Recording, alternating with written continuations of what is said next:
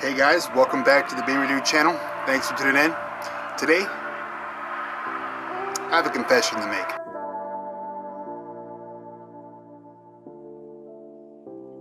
So if you clicked on this video because you think that I sold the Mini Cooper, you are positively wrong. Actually, I did sell one of my cars, and it's not the one you think.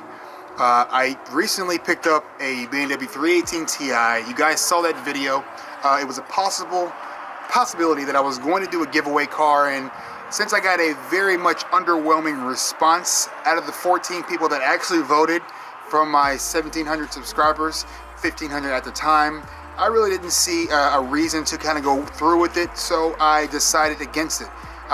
Behind the scenes, I cleaned it up and I stitched it up, put some wheels on it, and I ended up selling it for a very large profit, which means very good news for you guys. So I want to go ahead and apologize formally that there isn't going to be a giveaway car right now, but possibly in the future we can revisit this whenever the Bimmerdude channel reaches 10,000 subscribers. So thank you guys for watching the channel for that reason, and for those of you guys that were interested in that portion, in that build series or that giveaway series, this portion of the video is for you guys. For those individuals that actually watch all my videos, you guys have seen this car. This is my pride and joy.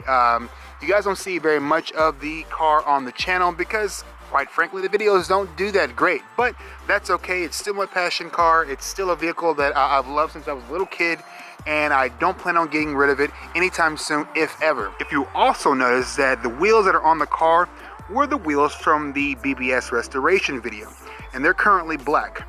I pretty much gave up on that build around the same time that the Ti sold, which brings me to the next build, this car.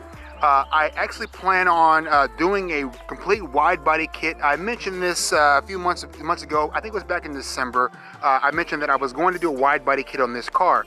I didn't really know at the time how that was going to happen, but it's something that I always wanted to do, and this is a car that I don't ever plan on getting rid of. I plan on having it so I can share with my son, and we can do things on this vehicle. Don't really know what, but I plan on for this vehicle being one of my family heirlooms, which brings me to another point that I'll mention in another video, but this is kind of a big deal, and you guys may want to stick around for this build. For those of you guys that came for this video, that came for the Mini Cooper, if you're still around, hopefully you guys are interested in BMWs too, because I'm still going to be doing this kind of stuff. It does not deter from the Mini Cooper.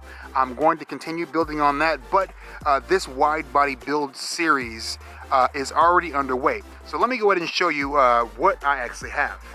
You guys look inside the car, there are some bits of something special in the vehicle, and if anybody knows what that actually is in the car, what kit it is, leave me a comment down in the comment section down below. Yeah, it's kind of a dream project for me. I was supposed to do this with my late father, and this is something that I wasn't able to do.